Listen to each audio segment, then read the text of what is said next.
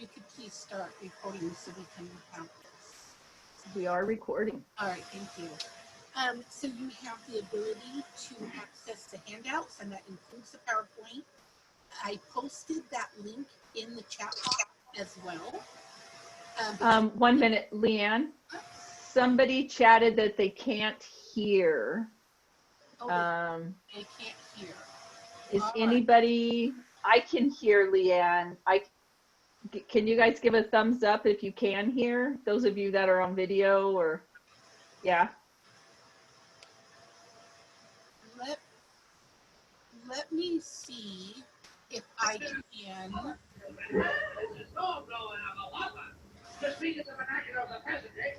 Let's see if I can raise my volume. Okay. Give me just a second here. I think I'm gonna have to. Oh, she said it's extremely quiet. Okay. Okay. All right. Let's see. Is this any better now if I get a little closer? I think it is. Think so? Okay. So again, the handouts are available for tonight's presentation, including the PowerPoint, at the link that I posted. It is here on the screen. It is in the chat box. And I also sent you out an email this morning containing that link as well. The webinar, oh, that is incorrect. The webinar is being recorded tonight, so you'll have access to see it later. And following tonight's presentation, there will be a short survey. And what I'll do is I'll send you the link to that as well. That's really important for funding, for me to be able to keep these free and accessible to everyone. And also, it will give me a way to track who would like a certificate of attendance for coming tonight. All right, so that being said, real quickly, I'd like to tell you about the Family Resource Center. The Family Resource Center is housed with Polish Unified's Early Intervention Program. I help families navigate their way through early intervention and then after the age 3, special education, all out unified. So families are able to call and just get that family support they need, whether it's questions answered, whether it's getting connected to resources in the district or out in the community. You know, if they need help navigating or understanding their parent rights, all they have to do is call the Family Resource Center, and I'm here for that family support. And lastly, I would like to encourage families to check out the Family Resource Center webpage on CUSD.com. It's under special education, but you can search, you know, special education on the site, and you will see links to the Family Resource Center, various parent resources I have on there, the Community Advisory Committee, and all these special education webinars. If you're not a Polish Unified family, I still encourage you to check out your district's special education page. Families often don't realize, you know, all the wonderful resources that could be on there. All right, so that is it for me, and I'm going to turn it over to Nikki and Liza. All right, welcome. Let me switch roles. So, Leanne, you're on then for admitting from the waiting room and muting as they come in. Okay. I do just want to point out kind of those, there's just a few of you that are on screen. So just a reminder, it's being recorded. If you don't want your face to be recorded, you can just turn your video off. What the hell did I just do? Okay. All right. So welcome. Thank you guys for coming. I appreciate all of your time tonight. Let me start by sharing my screen here. And somehow it's not showing it, of course.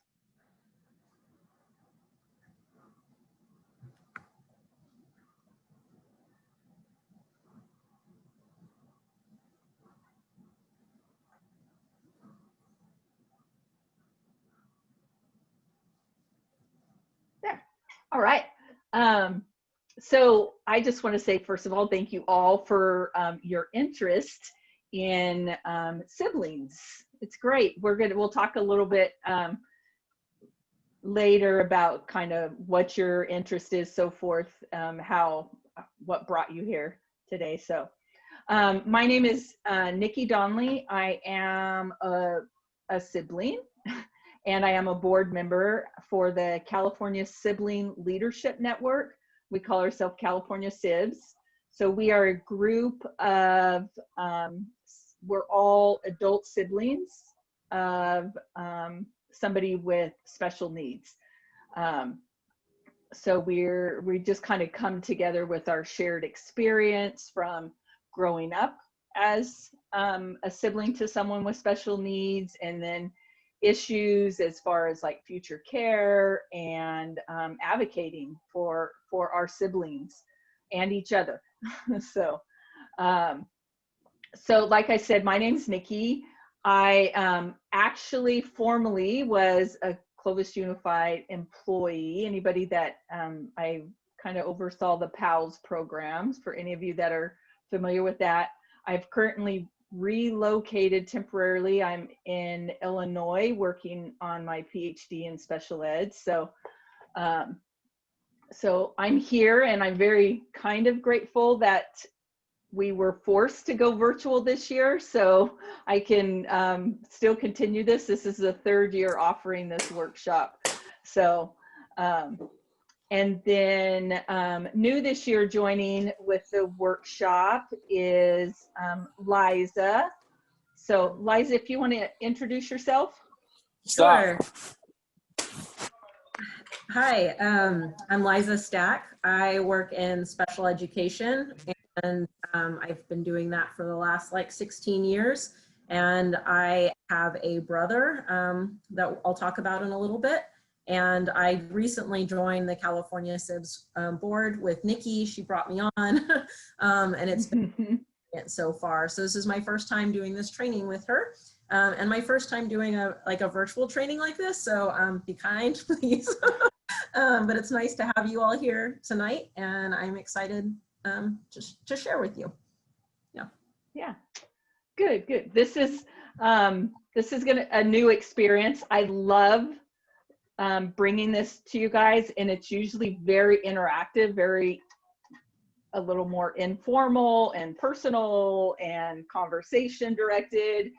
And so this is going to be a little different than normal. So hopefully it goes well. We are going to try a breakout room so that we can talk to each other some tonight also. So here we have the hashtag California Sibs. So please feel free. And Leanne, don't you have a hashtag too for FRC or something? No? Okay.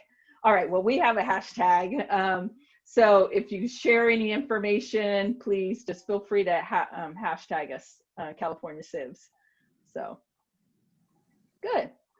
With that, we'll go into, I got to minimize my little box here. So why do we want to think about siblings? So I'm sure you guys have your reasons for being here. So just some real quick information. So we estimate about 4.5 million siblings are out there in the United States, siblings of individuals with special needs. Just so you know, kind of blanketly, when I say sibling, it's kind of implied in this, sibling of somebody with special needs. So, and there are no true statistics. We just kind of assume that for every one disabled person, there's one sibling. So we know there may be 3 siblings and some may have none, but so we just kind of are making that assumption. So there's a lot of us out there. We you know, you hear the baby boomers that are the sandwich generation between raising kids and caring for parents. We call ourselves the club sandwich generation. And so we may be raising kids, caring for our parents, and also caring for our siblings. So we have an extra layer to to what comes onto our plate. Now, when I say caring for our siblings, that can look very, very different, whether the sibling's independent and it's just a quick check-in once a month, or if our sibling is bedridden and needs absolute complete around-the-clock care. And anything in between. So we use that caring as just a very open general term. So I love, this is one of the quotes from Don Meyer is, he's actually the Sibling Support Project. He's kind of one of our founders. And he has done a ton of research. In fact, most of the research that we're presenting here tonight is by Don Meyer and a lot of his people, researchers that he works with. He's also, if you guys have heard of Sibs shops, Clovis Unified used to offer Sibs shops. I think the people that were coordinating that kind of are moved into different roles, so it's not happening. At least when I left last year, it wasn't. But those are for siblings 8 to 12 years old. So I'm happy if we want to end up getting together and starting that in the community. Liza and I can help facilitate that for you guys. So anyways, his quote here says, if you want to assure the long-term positive outcome for a family member with a disability, invest in their brothers and sisters. So, you know, like I said, we are quite often, as our parents age, we also kind of take on that role of caring for our siblings.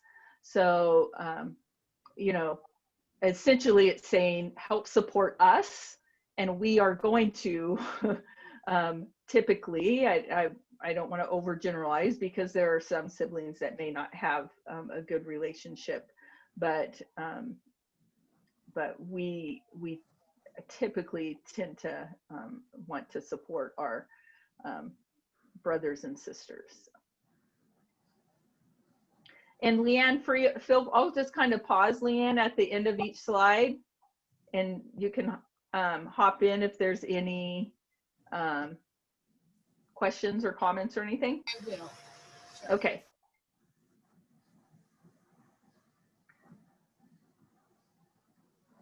All right, so this is just kind of a little bit of history in case some of you guys aren't familiar with this. Our movement is growing as far as siblings, but so if we look back in the 1950s, it really were, families were coming together, looking at, you know, equal rights, and, you know, we got into the whole, like, special education used to be before IDEA and IEPs, and they weren't, people with disabilities weren't allowed to go to school. Parents kind of came together there, and then out of then kind of the whole civil rights movement came, and then we get into the self-advocacy movement, where you'll see in the 70s where like the American with Disabilities Acts came about, and that is all from self-advocates, people with the disabilities advocating for themselves. There is a really, really cool movie. It's called Crip Camp, and it's a documentary of this movement. It's not for everybody. It's definitely not for young kids. It's very brutally honest, some of it. So, but it's on one of the streaming services. So it really does a really good job of explaining that whole ADA movement. So now we're moving into the siblings movement is fairly recent, within the last, I would say, 15 years. But what's nice is now we come together, parents, self-advocates, and siblings. So, in looking at siblings, you know, I always like to point out at this point that you know, if we look just at autism alone, so my brother's 10 years younger than me and he has autism. I'm going to introduce him to you virtually here in a minute, but if we look at autism alone, the rates of autism, there's a wave starting in the, probably about late 70s, I think, and then it's just grown as the incidence rate of autism keeps increasing. So that wave of just individuals with autism, those people are about to hit where they're leaving school or they're getting older, so their parents are older. So that wave of needs for siblings, us, I'm kind of right at the beginning of that wave with my brother.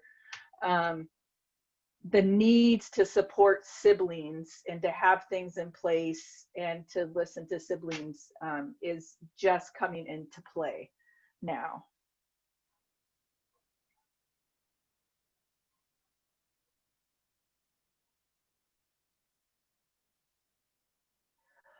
All right, here's just some key themes that have come out of the research on siblings. So research shows that the sibling experience parallels the parents. So just as if you're a parent and you have a child that is diagnosed with a disability, you go through a grieving process. This is just one example of an experience. You go through a grieving process. I also go through that grieving process for my sibling.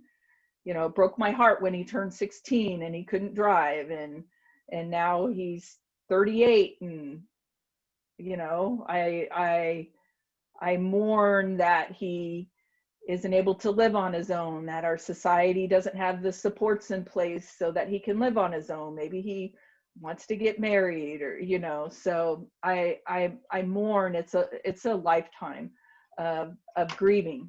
So, but if you think about, you know, there's support groups. We have the Autism Society, we have Down Syndrome Society, we have each kind of genetic disorder. So a lot of those have their own kind of support groups, but they don't always have, it's typically geared toward parents. I know autism and Down syndrome, they are starting to get a little bit of something there. But so even though our experience parallels, the supports don't tend to be there. So, and then lifespan issues, we'll look at this. We have in fact, one of the handouts is on sibling needs across the lifespan. So the issues differ. You know, me as an adult thinking about future care for my brother is very different than if I was a 3-year-old worrying about mom's attention. So the issues change and they're across the lifespan. So, and then no person has a greater impact on a sibling is what the research tells us. So, and that goes into also the, that they spend most of the time. Our siblings spend most of the time. We spend the most amount of time, with our brothers or sisters. So, but so those last two kind of go hand in hand. That's one of the reasons we have a significant impact on our sibling. You know, we're their best friend. We can be their social partner. And I know when my brother was first learning to talk and I was a teenager and both my parents worked and I babysat him a lot, I was the only one that understood his language. So I was his translator. So these are just kind of the themes that research has shown us regarding siblings. So that's why we're here. We'd like to see who you guys are and who our audience is. So Miss Leanne, there you go. You should have just had a poll pop up. And if you guys can choose how, you may be multiple of these. So however, what brought you here tonight?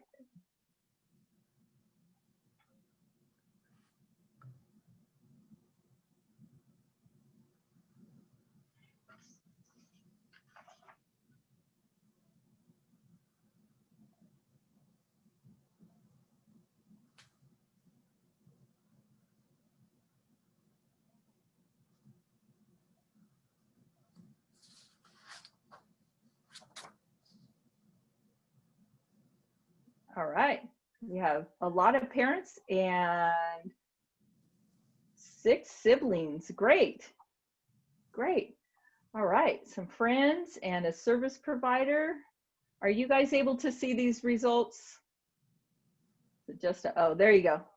All right, great. So parents, when we go into breakout rooms, if you don't mind sharing the age range for your child, that'll help us make sure that we ensure that we touch on that specific age range when we get into this a little more. So, and then siblings, we have some great information for you. We have a couple virtual get-togethers scheduled, and we'd love to get you guys connected with our network. We've got some good things going on in California.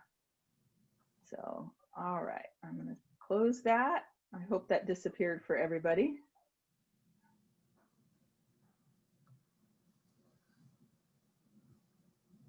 All right, so I'll tell you my story. So hey, Leanne, if I move my mouse, can you see it? Probably not, huh? I can see it. Okay. You can? Mm-hmm. Yeah, okay, thanks. So over here, so this is my brother, Robbie. He is the absolute light of my life. In fact, he moved in with me about 10 years ago, and my parents lived on the same property. They lived in a mother-in-law house, but they were getting ready to retire and knew they were going to be traveling a lot. And Robbie has autism, and he likes his room and he likes his stuff, and he's not real fond of change. He'll do it, but he's not real fond of it. So so he moved in with me so that when they did travel for months at a time, they did not need have to uproot him, that he'd still have parents next door. But and then they ended up moving out of state a couple years ago, so it was just he and I.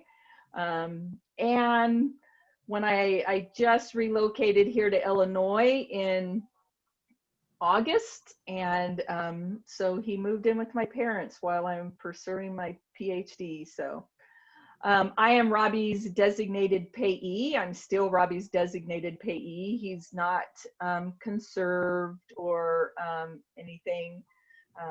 We're working on some possible for finances and health, just to ensure that he we have outlined supported decision making for him. But anyways, so these are some of Robbie's interests. Robbie loves cars. So the Subaru dealership in Fresno gives away free donuts. Robbie loves eating also.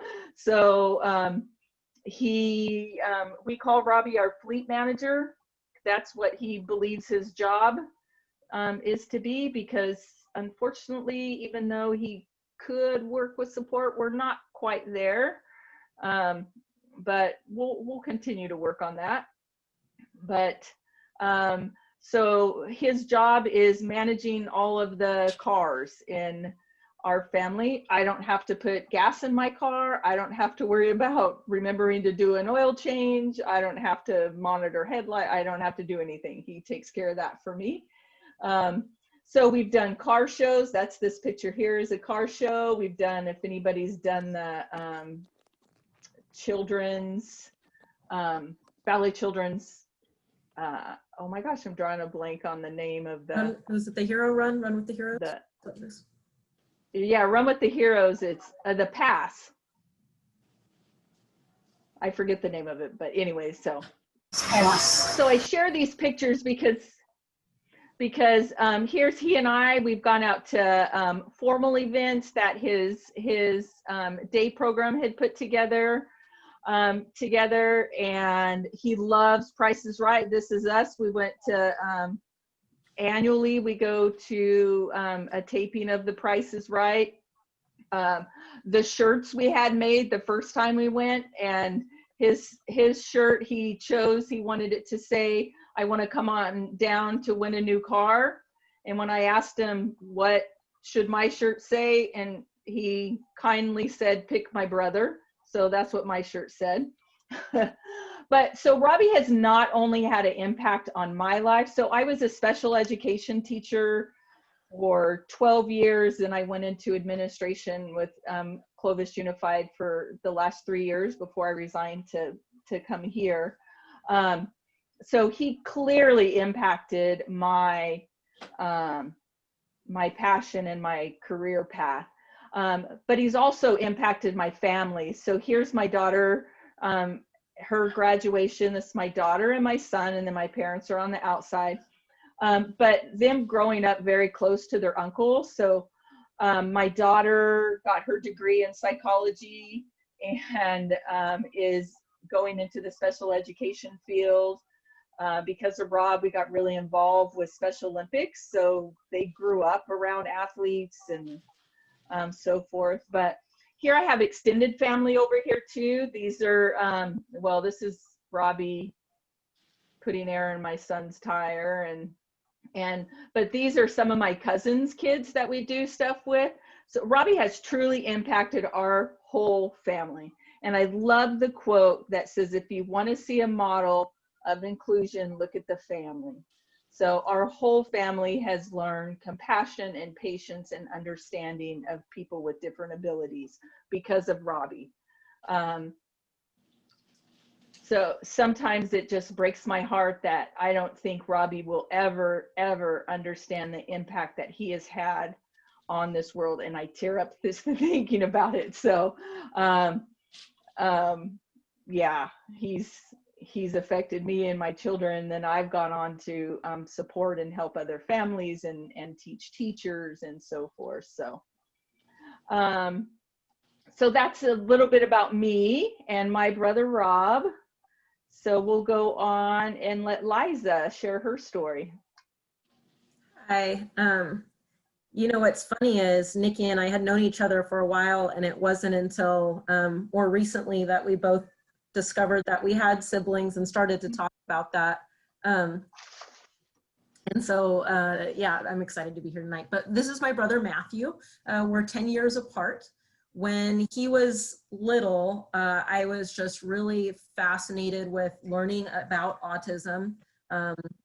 He is on the spectrum, and I would go to his IEP meetings, and I would go to all of the trainings and community like parent nights where they would have when this was all just starting in our community, and I would attend all those with my mom and my stepdad.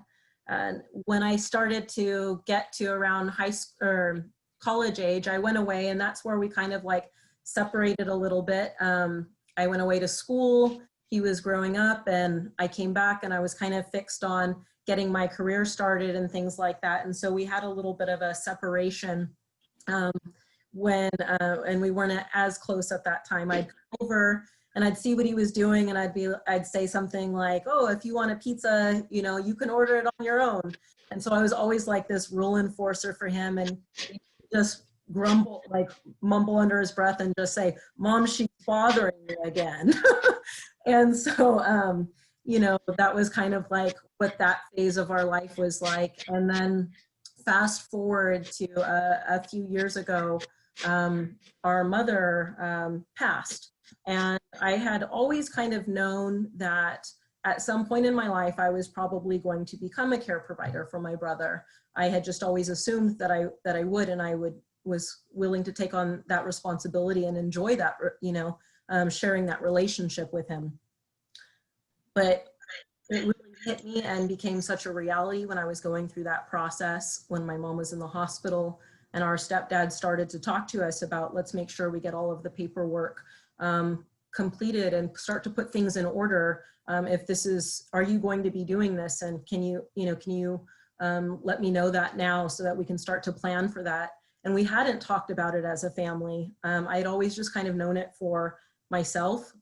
And so a couple of years after that, after my mother passed, my stepdad ended up getting a type of leukemia. And so here we were, he had to go into the hospital, and my brother was going to be at the house by himself for the first time in his life. And he had never gone through that. He always had one of his parents with him. And so one of my sisters and I, we started going over to the house, and we would stay with him, take turns, stay the night. And we started to talk about, like, he is able to do more for himself, and he hasn't really had to. He was always the baby of the family. He was the only boy. So he got, like, different kind of treatment. And, and so here he was at the house, and we took that time to try and teach him some of these skills. And in a very short period of time, he learned how to, take out the trash. He was doing the dishes. He was taking care of all of the animals at the house. He was doing his own laundry. And I would take him to the store, and I'd let him use my debit card so that he can learn to go through the store and do that. And he had always been a real homebody, and he'd always been resistant to me working on some of these things with him. And all of a sudden, he was excited. He was very open to it. He was wanting to take on the responsibility and proud of himself for doing that. He would still make comments like, being an adult is a lot of responsibility, and like mumble as he'd walk away, and so he was always a homebody, never really wanted to go out. And then we found out he had been leaving the house on his own, because he had said something like, when you go out, sometimes you have to make sure you don't go on other people's property because they might tell you something. And we were like, wait a second, what is happening here? And so he had become so confident in himself that he was starting to explore in the community. And so we were like, okay, let's have this other conversation. We had kind of talked about safety in the past, but not about all of these different specifics that were now entering his life. So that's where we kind of are right now. While my stepdad was in the hospital and going through treatment, we went to places like Shaver Lake, Sequoia National Park. We took him bowling, and we would have him choose some of the places that we would go to. We started eating out, where he would have to do the ordering and assert himself more. In this picture here, I don't know if you can see my mouse, but we started cooking together. And so we were like, maybe you find a recipe and then we'll get together and try and make it. This is him with my mother. This is my brother, my stepdad, and my sister. This is my brother here with my sister Angela, who recently passed this year. And then this is him up here at the goat creamery, the cheese creamery, where my sister works. And so he went out and was exploring there. This is him playing the harp. He loves the harp. He's always loved music. He's always loved church music. And so he's been playing the harp for the last few years. And this is him down here with me in the mountains and here at the lake. And this is my other sister, Rhiannon, here. And so this brings me to like where we are now. I started to really think about the role that I have as his sibling, the responsibility I feel, that I choose to feel, to help provide him with as much independence and security and, life outcomes that he wants for himself. And I want to help bring that to him and help him realize that in his life. So in order to do that, I realized there's a lot of information I don't know. And so how do I get that information? And part of that is finding community, talking to people that have information that I don't have, that are going through this experience. So partnering with the California Sibs, being a part of this group, is opening me up to things that I didn't know that I needed to know, and is helping me develop what kind of plan I want to have for myself, and then I want to work with my brother in helping him create a plan for himself as well. So that's kind of our story. And where, If I can jump in real quick, Liza, yeah, I just want to add, Liza and I are pretty much, I like the way that you phrased it, Liza, about you've chosen to accept this. So this is not just a given that people would chose. I think our situations are pretty common with siblings, but probably have a lot to do with our profession also, both being special education teachers. So we just we're fully confident, and I don't want to say excited, but probably a little more excited than a lot of people who may be, because we do understand strategies and so forth. So we don't have that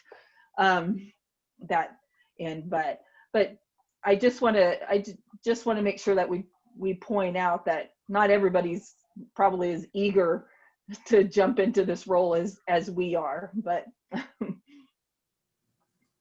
yeah, and I love the relationship that I have with my brother, and my goal is to become closer with him. But I am his sister. So you were talking earlier about the social thing, and so he's on Facebook. I'm not on Facebook right now, but when I was on Facebook, he wanted to have all of my friends were his friends, but I did not get an invitation. And at that time, it was like, that's cool. I'm your sister. You have the right to your own life, your own friendships, and things like that as well. And so, but I want to get closer and spend more time together. So now, if anyone out there is feeling comfortable, if you would like to post in the chat, we'd like to take 1 or 2 of your stories to share out with the group. If anyone, you can just type your name into the chat and we'll see it. You don't have to, and and then we'll call you out. Yeah, parents, if you just want to kind of share about your child or your situation, siblings, if you want to share about your sibling and your story with your sibling, we'd love to hear them.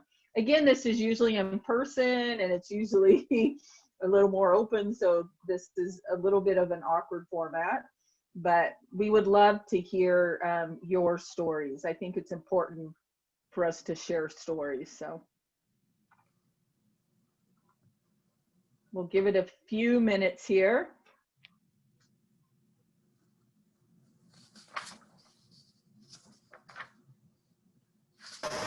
Nikki, while we're waiting, can you hear me, by the way? That's really loud. Is it okay? I turned the speaker really up. I think we can just hear your computer a lot more now. Yeah. Do we have anyone? And that's okay. If you're not feeling like sharing out right now, that's completely okay too. Yeah, Leanne? Leanne. Tyler's mom would like to share. Oh, I know Tyler's mom, and I would love to hear Tyler's mom's story. Can we unmute her? Hi. Hi. Miss you, Miss Nikki. Well, I'm here because, I have 3 boys. I have an 8-year-old, a 7-year-old, and a 2-year-old.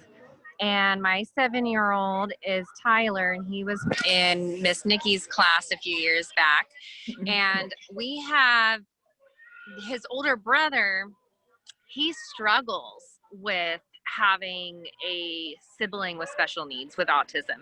And I think that's where we as a family have a hard time,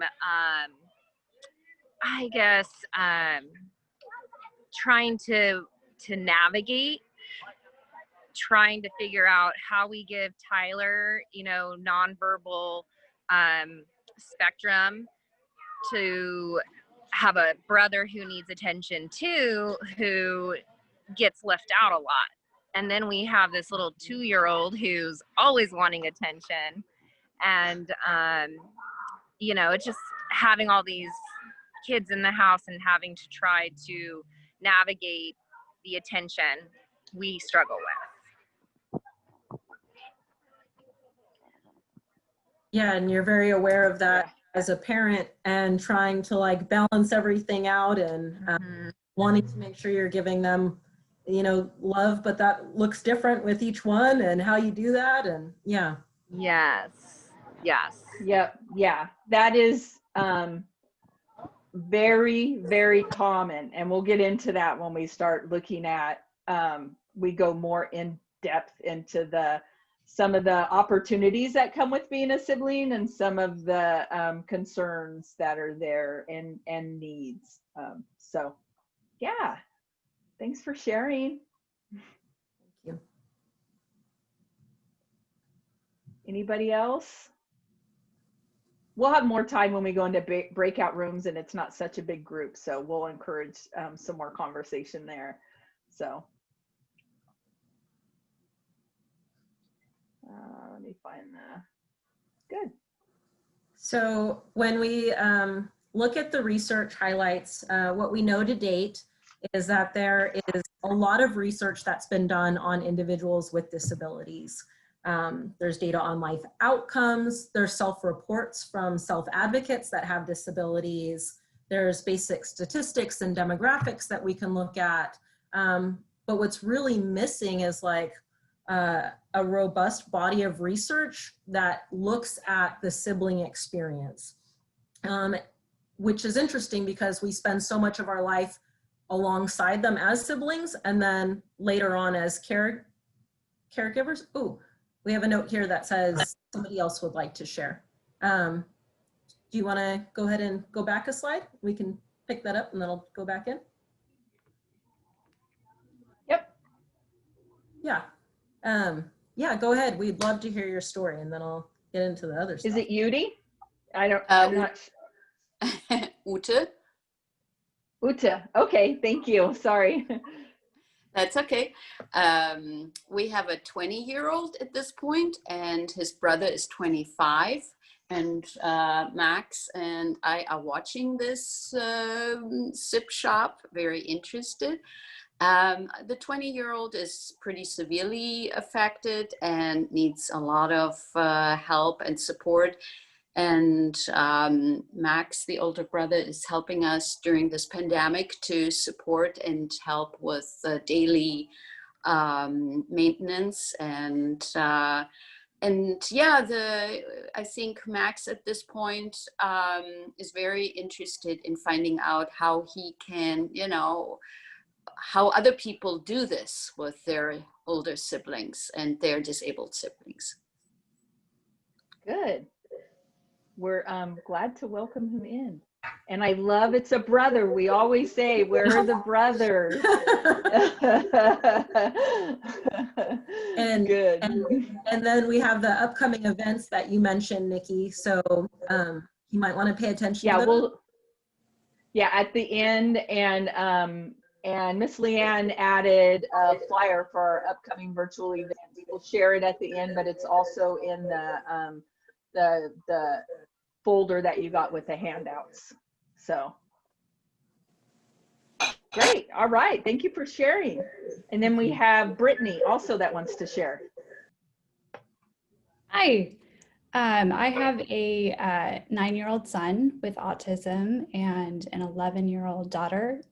And much like Tyler's mom, our daughter struggles significantly at times with having a sibling with autism in the family and how that changes the balance of responsibility between the two and the expectations of, you know, what one situation looks like versus the other.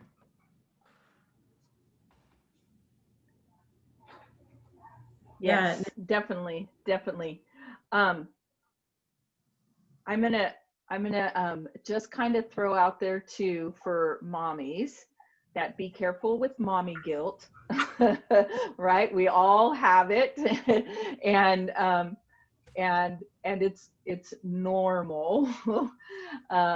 So I'm glad you guys are here to kind of gain our perspective as siblings. Like, we grew up, my brother when he was young was self-injurious. It took, my dad drove trucks, so he was gone most of the week, and it was me. I have a sister 3 years older than me who's typical, and then my brother's 10 years younger than me, and it was literally all hands on deck with him. It took, we always joked he had 3 mothers.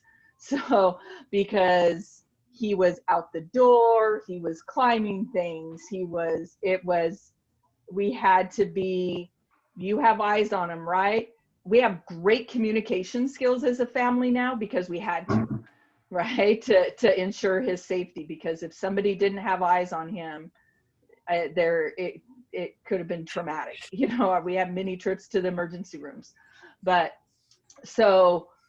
just know, like, I turned out okay, and I love my brother, and I love, you know, so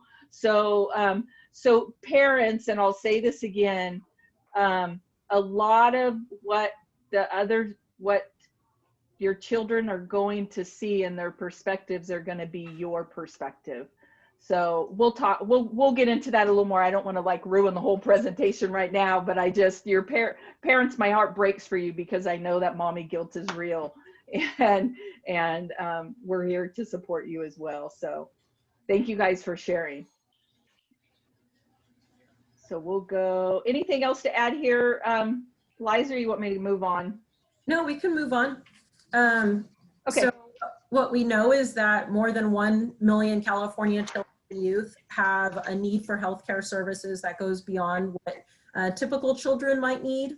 Of that 1 million, more than 300,000 have a significant impairment in an area such as cognition, vision, mobility, that are going to definitely need extensive care.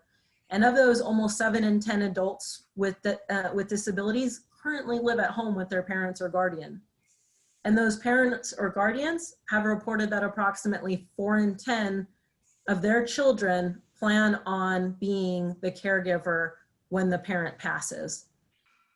So what we know is that the number of children with support needs grow up to be the number of adults with support needs, and will often become the sibling that we end up caring for.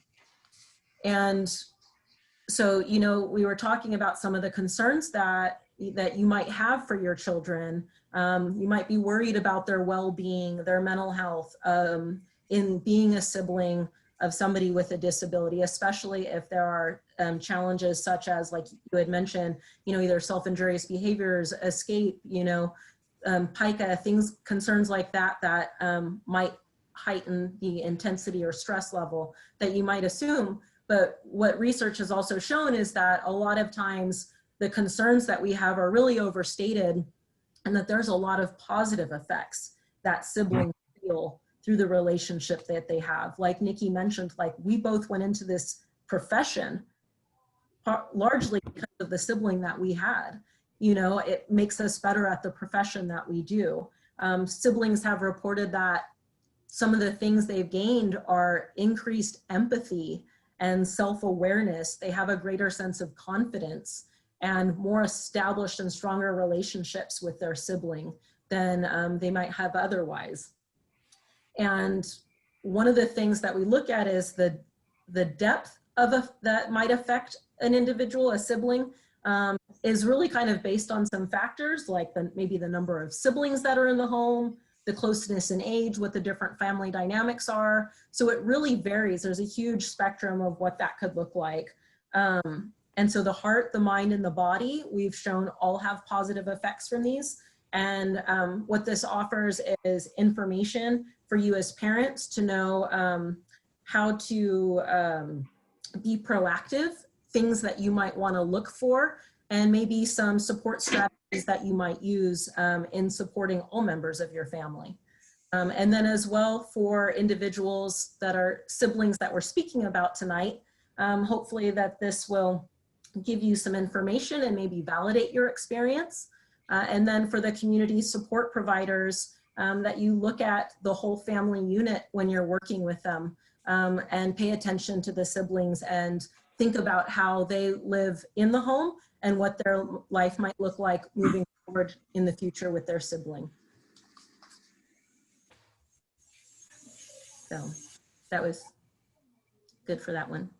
Oops, sorry, let me go back here. Okay, so like we had shared, this is typically done in person. So what we'll do right now, we're not going to talk with a partner, but we're going to go into 2 breakout rooms and just kind of talk about some of the concerns that you think there might be for siblings, and then some of the opportunities. Liza touched a little bit on some. So there's no right or wrong answer, but we're just going to kind of get the conversation started, and then we'll go into what the research has shown with both of these areas. So you guys are going to have something pop up on your screen that says to join a breakout room.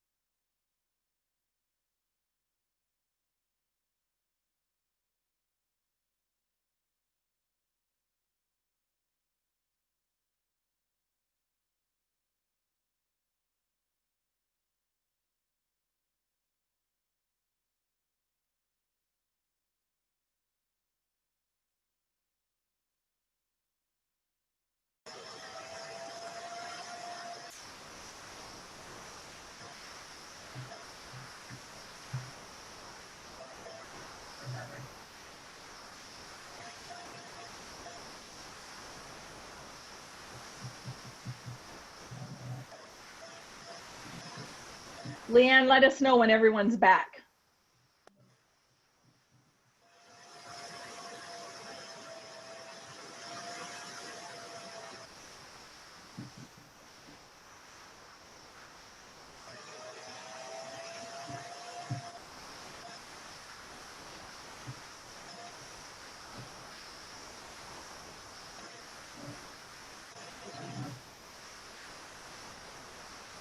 Are we good? Okay. All right. Great. I got to go back to sharing. Great conversations. I look forward to continuing them as we go through this. So let's get into some of the kind of the meat here, what you guys are here for. So so now these all, I want to point out that all of these are aren't definitive things that every sibling would feel. Okay, these are just showing trends in the research, some of the most common concerns and opportunities that are said. So please don't look at these and assume that your child is going to feel all of this. You know, every child is different, their temperament, their their personalities, their how they feel things, how they cope. Like it can be very, very different. So please don't look at all these and be overwhelmed as a parent. But as siblings, what do you identify with? You know, like I was sharing in our breakout room that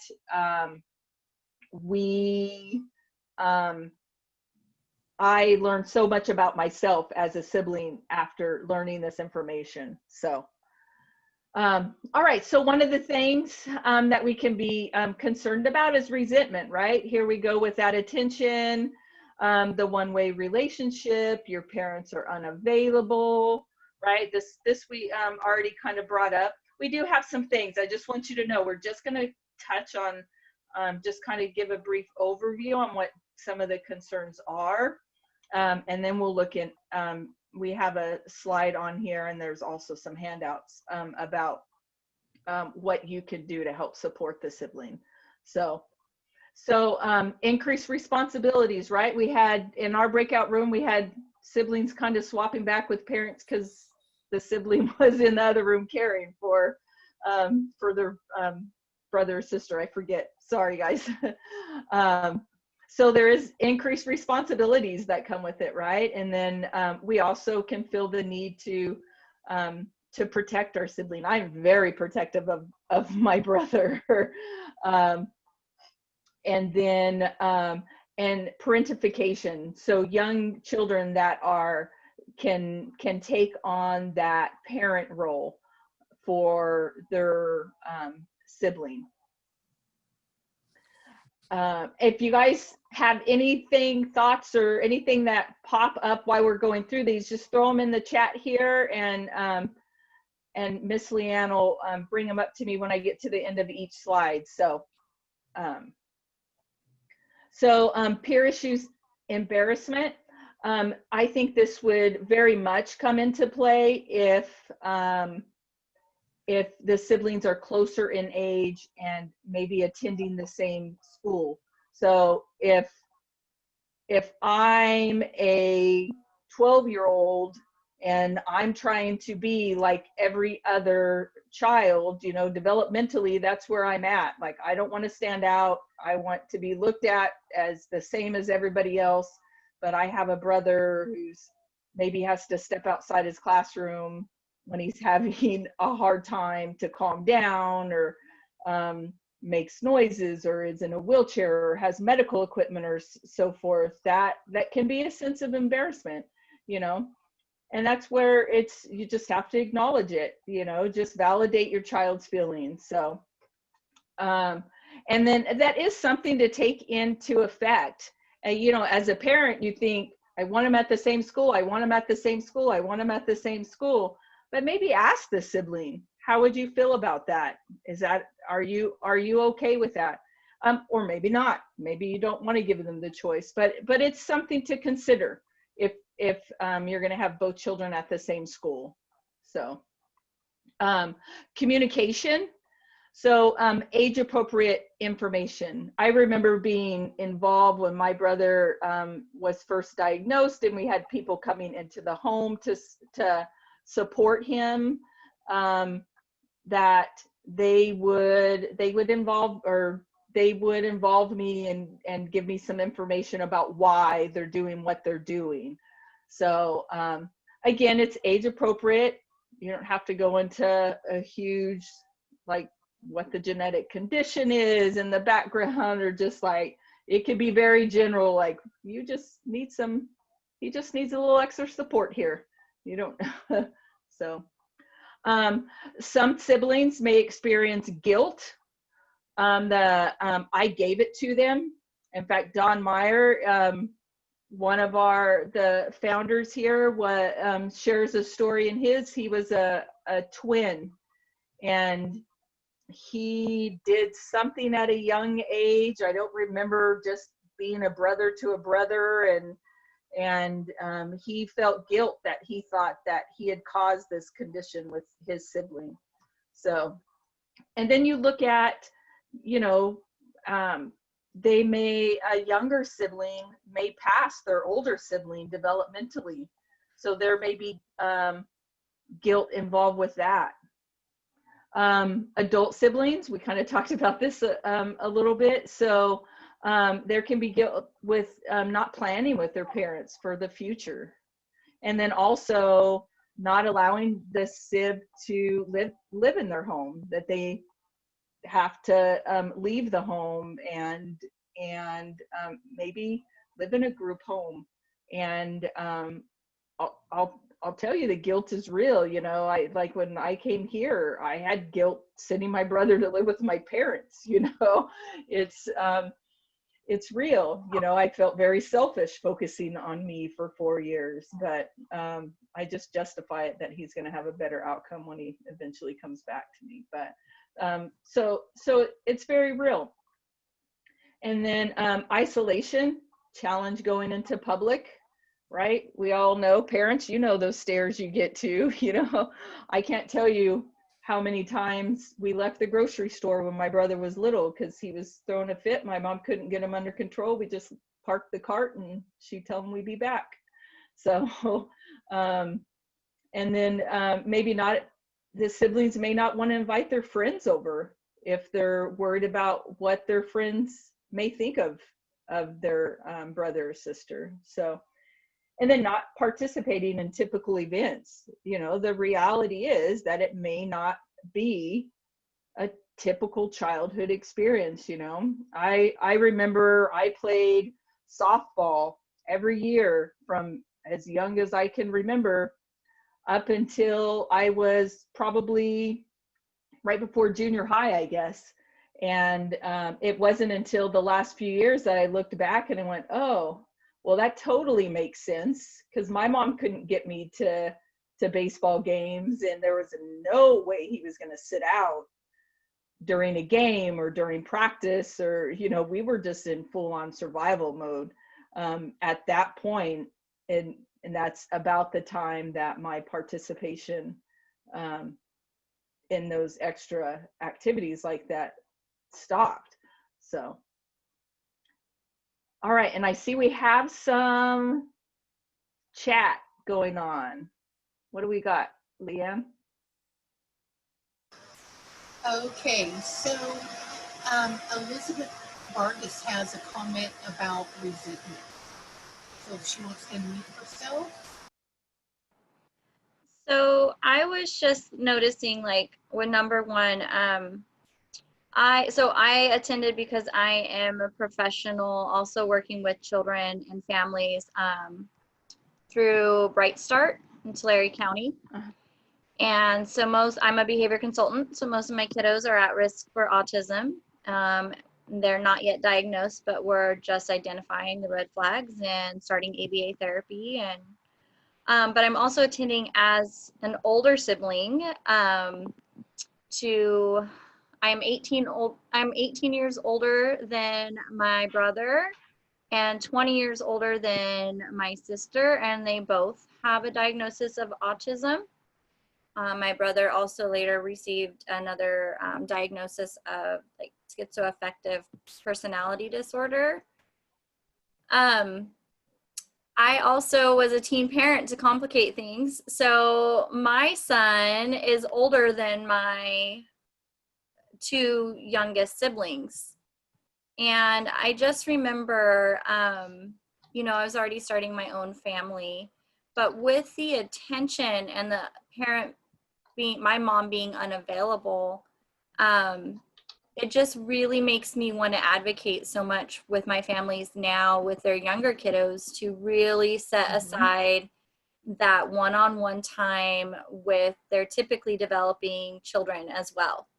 And not feel guilty about like, oh, I could be working on this with my child, or I could be using every opportunity for learning or for doing something. It's okay, I think, to again, kind of set that time aside where you spend that, even with typically developing children. I have 5 kids now, and of my own, and my youngest again is just a couple months apart from my sister. But even having 5 kids, you know, I had to set set aside time for typically developing kids, you know, for one-on-one time or to do things that they wanted to do and spend time, because they're all different and they have different needs, they have different ages and interests and emotional, all of that good stuff. You do bring up a good point that a lot of this is just typical of raising multiple children. So Right. Don't forget that also.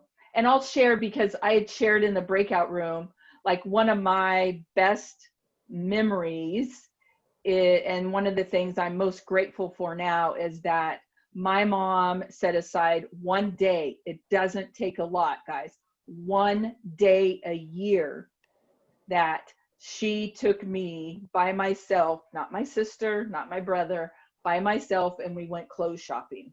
And then she took my sister one day by herself. My sister and I swapped babysitting duties while she did it. But so just remember, it doesn't have to be all the time and a lot. I mean, we were older too. Younger kids, you may need to do more than one day a year. Yeah.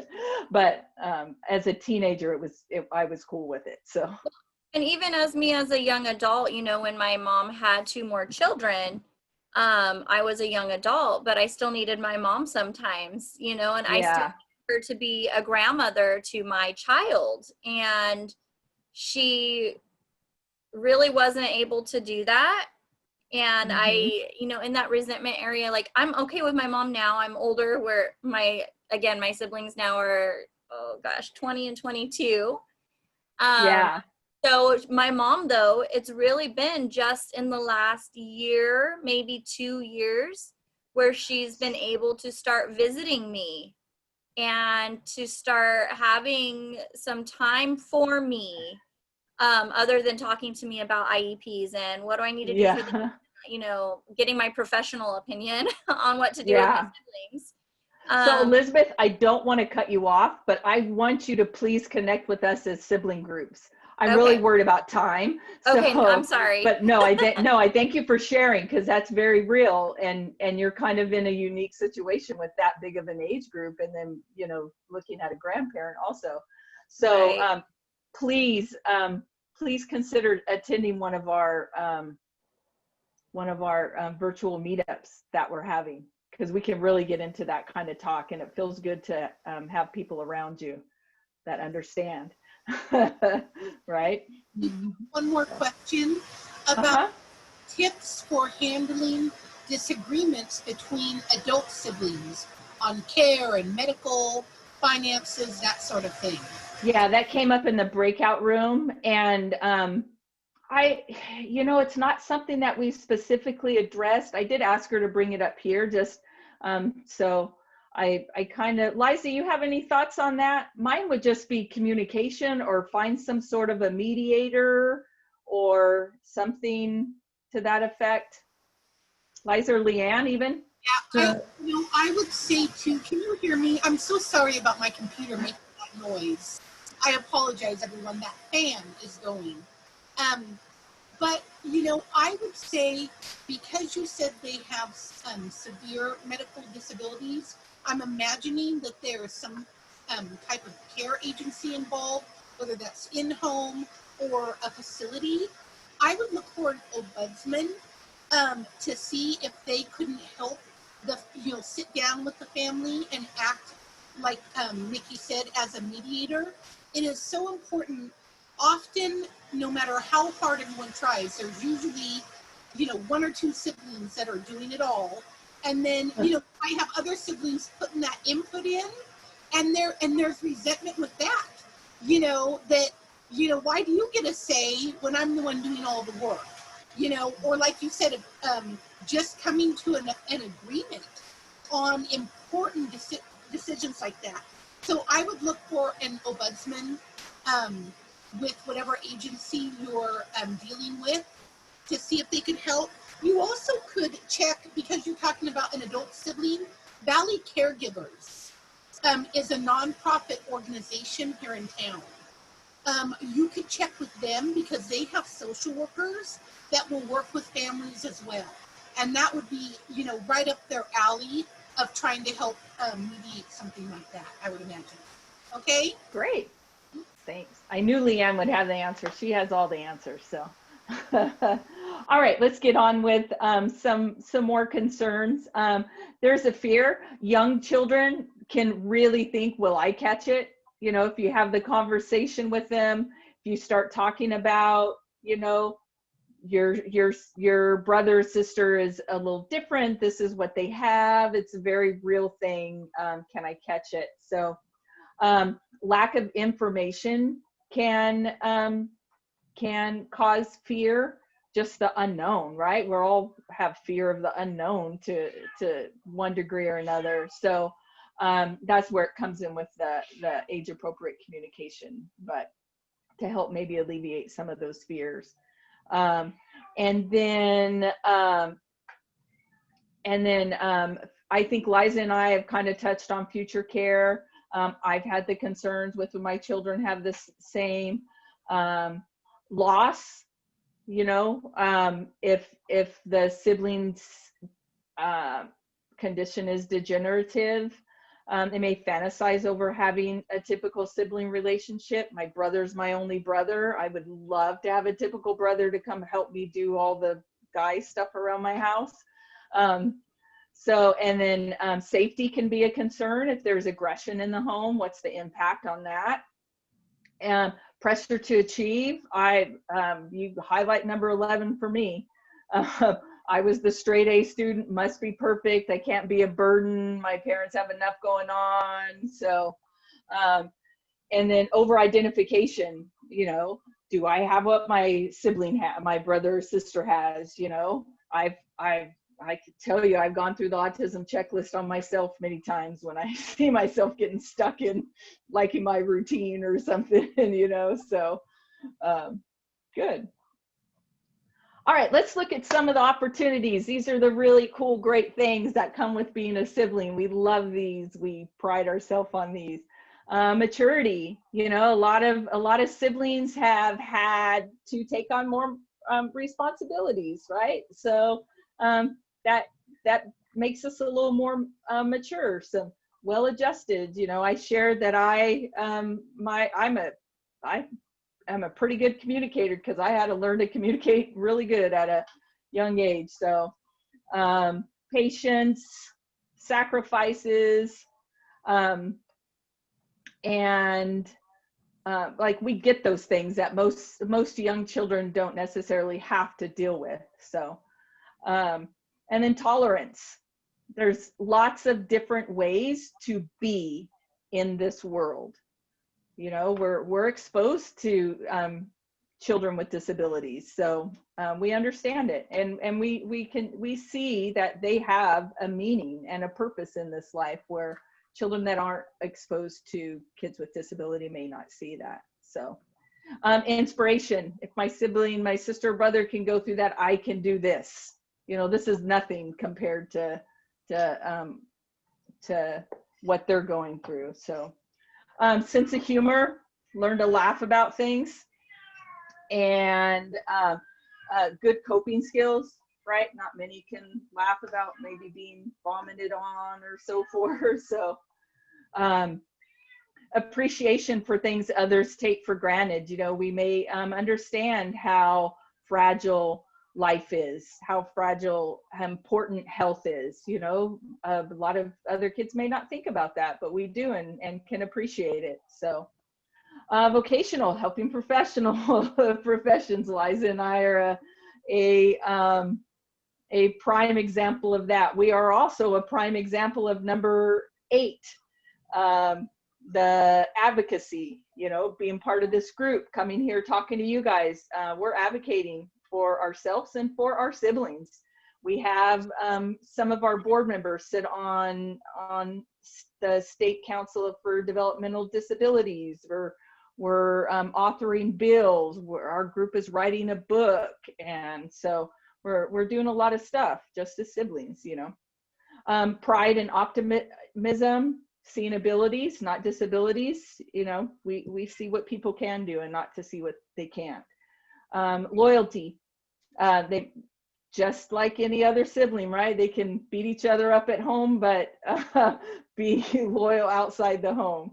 So let's see where we're at. I know we're over in time, right, Leanne? If you guys need to sign off, please feel free to sign off. Otherwise, we're going to keep going. If you do need to sign off, then the recording will be available, right, Leanne? Okay. All right. So was there anything here? I saw some stuff in the chat. Anything urgent we need to touch on here? Or just some comments? You're muted, Leanne. Looks like there's just the survey that Leanne sent out. That's Oh, all. okay. All right. If you do need to leave, go ahead and do the, if you could please complete the survey. So good. Sorry about going over, but I think we've had some good conversations, and you guys have talked. I didn't think that we were going to even get our full time in. So, And all right. So many of those themes that you just covered were came across in our discussion. Like as you were going through them, I was like, check, like so many of the things that came up. Yep, absolutely, absolutely. So, okay. All right. So, yep, go ahead. Okay. So for Sibs across the life phases, it's important to recognize that we don't live like a static life, that it's very dynamic and it's going to change as we shift through different phases in our own lives, as well as when our siblings go through different phases in theirs. And so this handout that is referenced here, the Sibling Needs Across the Life course, it goes into these in greater detail. It might be helpful for some of you out there that have talked about like some of the concerns that you have, ideas of how you might address them. Because we do cover what you see and then maybe what your child might need. And like was mentioned earlier, like at 3 years old, your needs are very different than when they are as an adulthood, in adulthood.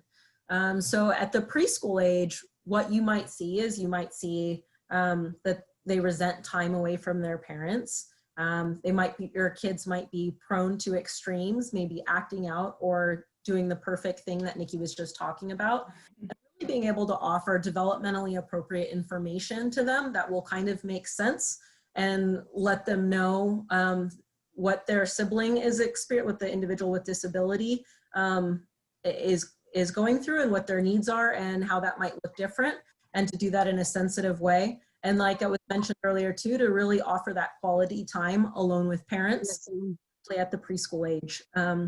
For the elementary age, Nikki had mentioned the feeling embarrassed about differences from peers or feeling protective. So, and some of that might be also offering a script to use with peers if they need to know how to explain. Because sometimes kids just don't understand, and maybe just having your child learn how to communicate to other classmates about their sibling could be really helpful for them. So sometimes going over, these are ways that you can talk to your friends. Your child might be upset that, like you had mentioned, a couple of our family members mentioned that a sibling is getting away with things. And so sometimes that's about explanation of different rules. And sometimes there's different ways that you can address that too. So those are, you could see the teen, the adulthood, and the older siblings. And at the older adults, it's really looking at those end of life concerns, the multiple types of grief, and then making sure you have tools for addressing those changes, connection and community, and increased support as you're transitioning from one phase into another. Okay. And so there's no such thing as a single issue struggle because we do not live single issue lives.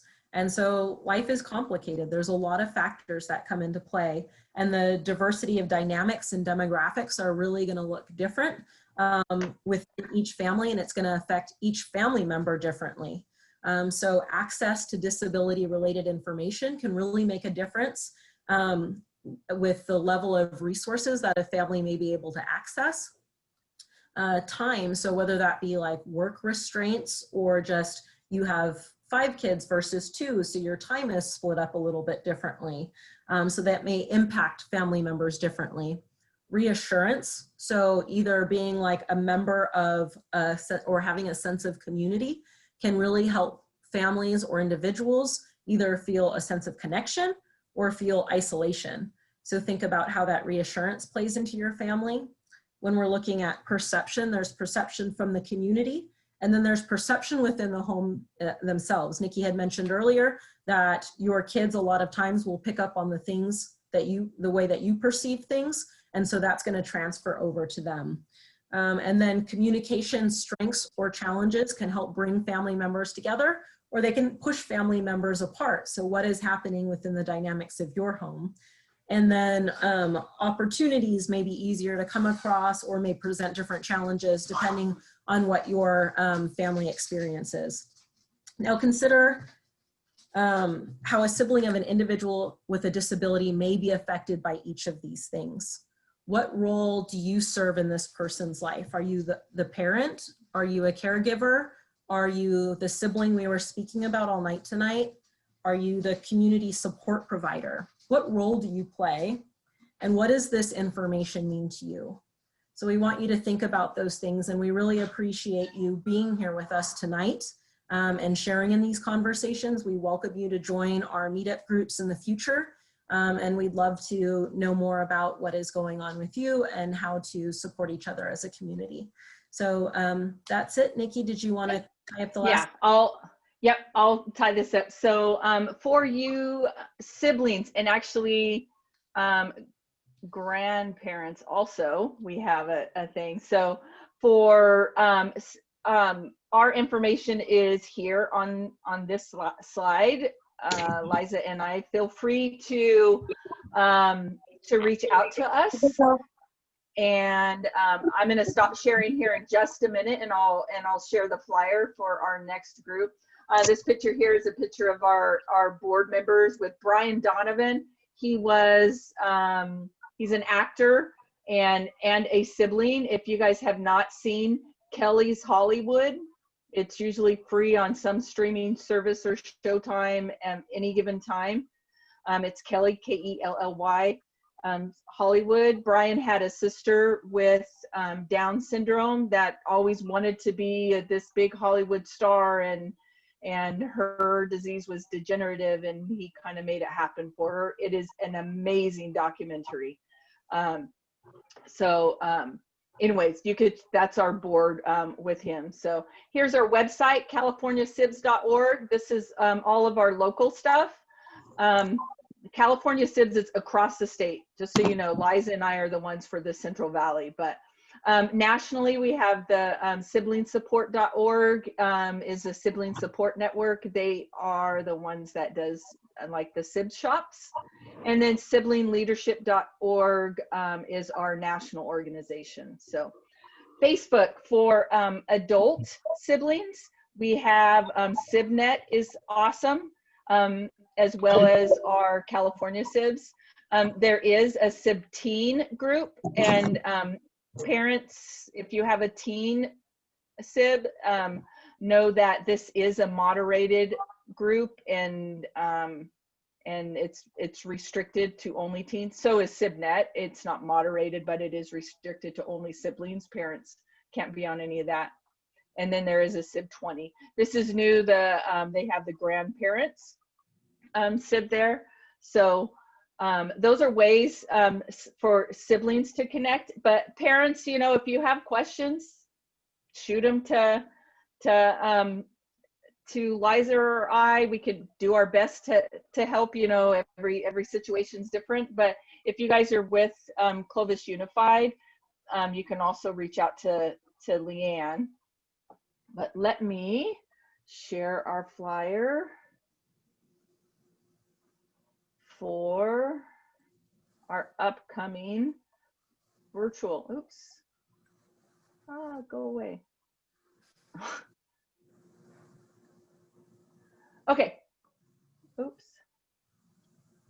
I don't know why it keeps kicking me out of screen sharing. because of course it closed my flyer.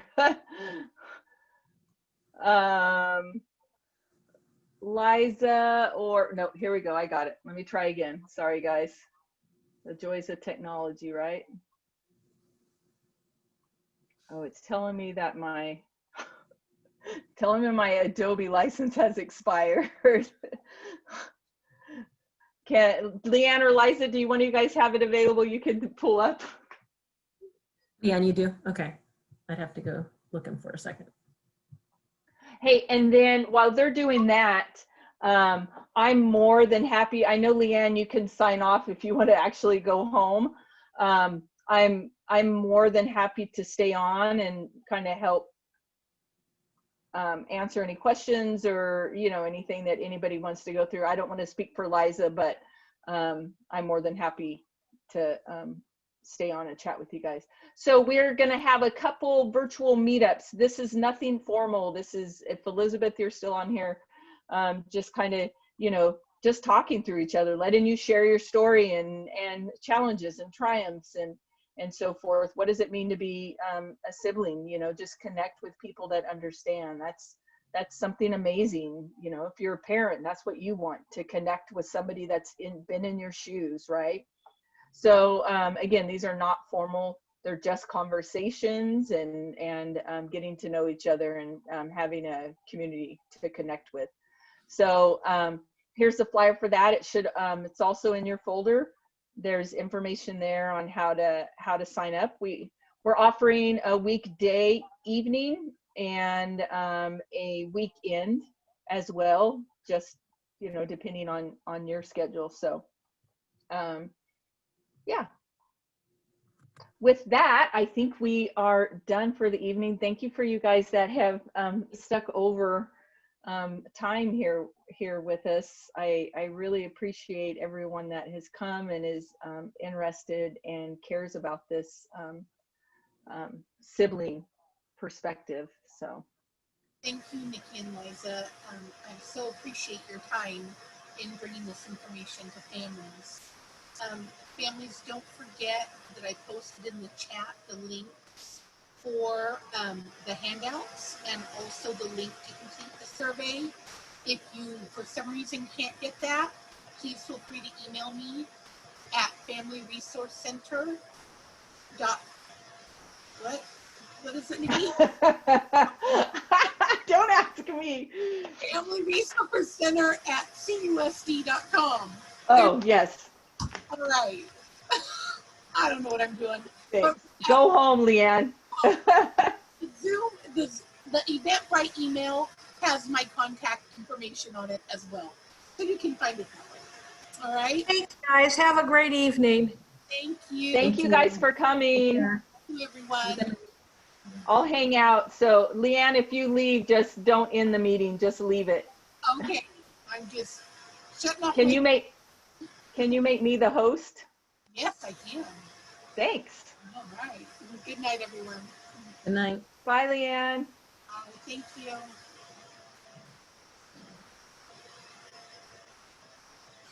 There you go. I am the host. Ooh. I feel special. Be wise with the power, Nikki. Bye-bye. Thank you. Bye. Good night. All right.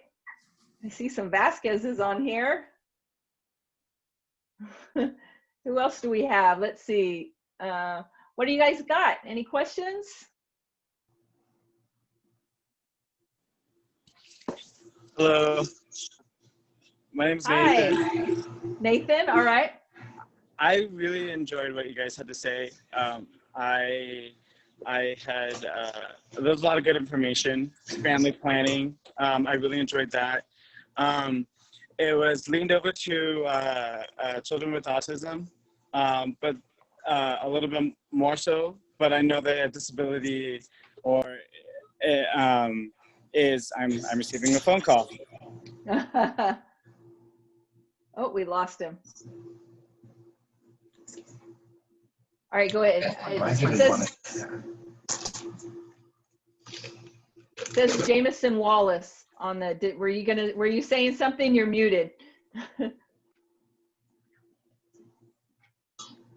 So I came in very late. Okay. I apologize. I was just with my with the sibling. You're fine. I missed the majority of the meeting. I missed almost all of it, and I'm so disappointed that I did, because it seems like when I came in, you guys had some good conversations.